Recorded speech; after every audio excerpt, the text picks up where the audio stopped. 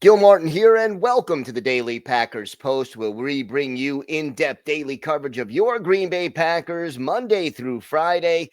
Don't forget to check out our website at thepackerspost.com. Hit the like button and subscribe so you never miss an episode.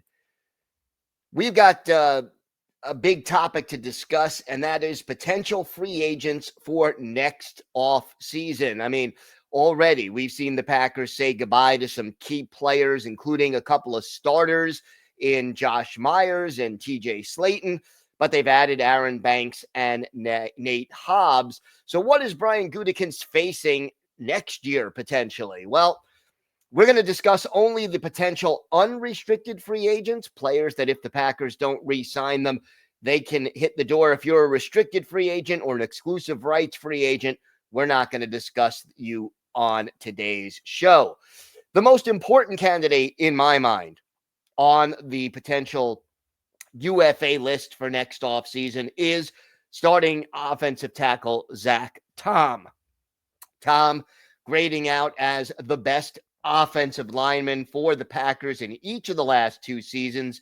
He may be a little undersized according to scouts, but he's a great technician, very smart, great with his footwork and handwork, and he is versatile. He can play any position along the offensive line and play it well.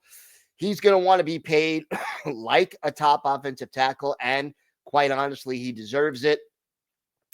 I would not at all be surprised to see the Packers sign him before the season gets underway, and or even during the season, depending on what kind of relationship Gutekunst has with Zach Tom's agent and how much Tom wants to stay in Green Bay. Now, that's the right offensive tackle. Left offensive tackle Rasheed Walker also going to be a UFA next offseason. He took over as the starter in 2023 when David Bakhtiari went down in week 1, and he's come a long way from 7th-round pick to the guy protecting Jordan Love's blind side. Now, Walker may face competition from Jordan Morgan, last year's number 1 pick for that left tackle job, but if he holds on to the job, the Packers have to decide whether or not it's worth paying Walker, who is a good but not elite left tackle, to remain in Green Bay. So 2025 going to be a pivotal season for the future of Rasheed Walker with the Green Bay Packers. Now, wide receivers, we got a couple on this list, starting with Romeo Doubs, who's entering his 4th season in the NFL. He is a trusted middle-of-the-field, short to mid-range receiver. Jordan Love trusts him a lot, but there were some issues last year. Doubs suspended 1 game for conduct detrimental to the team. And, essentially, things were ironed out and he returned to the lineup, but the situation wasn't solved. So Doubs is one of those guys who is talented, but has yet to fully reach his potential. The question is, how does he do this season? And will the Packers opt to bring Doubs back? Out of all the receivers, he may be the most consistent, but he may not have the highest ceiling. So it'll be interesting to see how Brian Gutekunst approaches it. Also on this list, another wide receiver, Christian Watson. And there's a big question about Watson because of the knee injury he suffered in the season finale against the Bears. Watson is going to miss at least the first half of the season, won't be back until November at the earliest. His big problem is staying healthy and then being consistent once he's on the field. Watson has a unique combination of size and speed, but he's yet to play all 17 games in a season and needs to be more productive. He has the potential, skills to be a number 1 receiver, but is yet to put it all together. Will there be enough time for him to impress Brian Gutekunst enough to offer him a second contract with the Packers? That remains to be seen. Meanwhile, Sean Ryan, starting right guard, also on this list. He's entering his 4th season, his 2nd as a starter, although he will also possibly be battling with Morgan for that right guard spot if Jordan Morgan doesn't win the left tackle spot. Ryan is tough. He is gritty. He adds a certain attitude to the offensive line. He graded out better as a pass blocker than a run blocker, according to Pro Football Focus. But is he going to get a second contract from Brian Gutekunst and the Packers?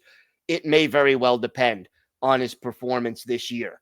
Then you have a couple of first-round picks from 2022, Devontae Wyatt, Quay Walker. Are either of them going to be sticking around beyond their first contract? The Packers have already declined their fifth-year option. Wyatt, he does a pretty good job of pressuring opposing quarterbacks. 5 sacks last year, 5.5 in 2023, but he's still only a part-time player, only played 41% of the Packers' defensive snaps in the 14 games he played last year, and he did not start a game. So we need a little more consistency, and he needs to show he can secure a bigger role, I think, to earn another contract. I think the Packers want to keep Wyatt around, but is he worth enough money to prevent him from, will they make him an offer that will prevent him from hitting the market?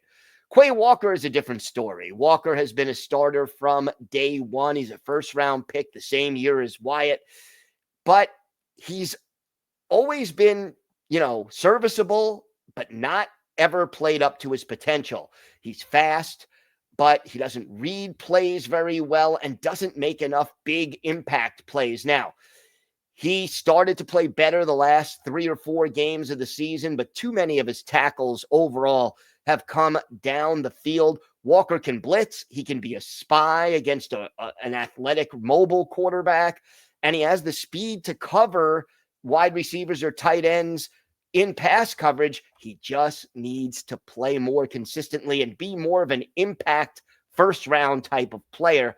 I hope those last 3 games are more of a preview of what's to come rather than just a little hot streak. And then finally on this list, Malik Willis, the backup quarterback, impressed in limited opportunities. Both of his starts, came off the bench to lead another W mid-season when Jordan Love got hurt. He's got a strong arm. He's mobile. He gives the offense another dimension when he's out there. But again, is he somebody the Packers are going to want back, or will Brian Gutekunst continue to draft quarterbacks on day 3 each year and use one of them to challenge Willis and maybe trade Willis, or let him go and walk, because he's going to want an opportunity to start somewhere else. He's not just going to want to stop and play behind Jordan Love for the rest of his career. So that is the list as of right now, and we'll see how the Packers handle it. But there are some important players who are going to be UFAs after the 2025 season, unless the Packers sign them to a new deal. Don't forget to check out our website at thepackerspost.com and hit the like button and subscribe so you never miss an episode. I'm Gil Martin. Thank you so much for watching the Daily Packers Post. And of course, go Pack Go.